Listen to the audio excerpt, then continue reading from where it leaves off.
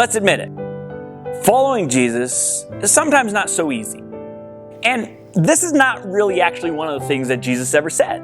Jesus didn't say, hey, come after me and your life will be easy. Jesus didn't say, follow me and things will just be so easy. No, Jesus gave us statements like, hey, in this world, you're going to have trouble. And he gave us other statements like, follow me and take up your cross. And you're like, oh, okay. Well, that's a little bit more difficult.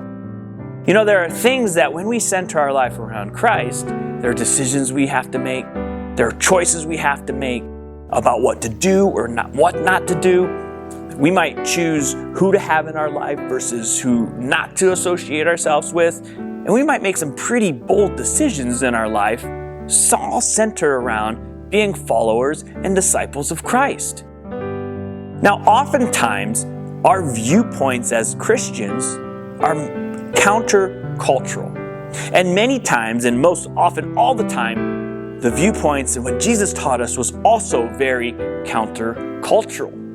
In fact, in today's gospel, we hear of this mom who wants her sons, James and John, to sit at the right and the left of Jesus.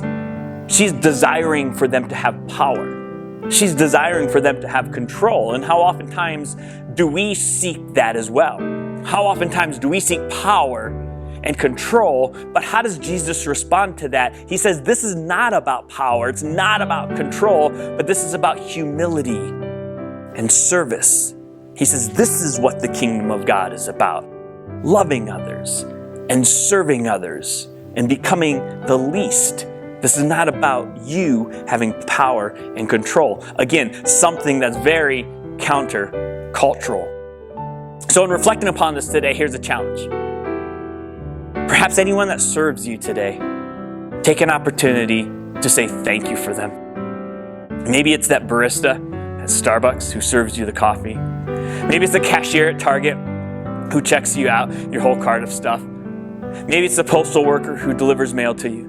Maybe it's your pharmacist as they get your meds ready. Maybe it's the person who serves you at the restaurant tonight. Whatever. Take an opportunity that anyone who serves you today, as they do it with humility, take an opportunity to say thank you to that person.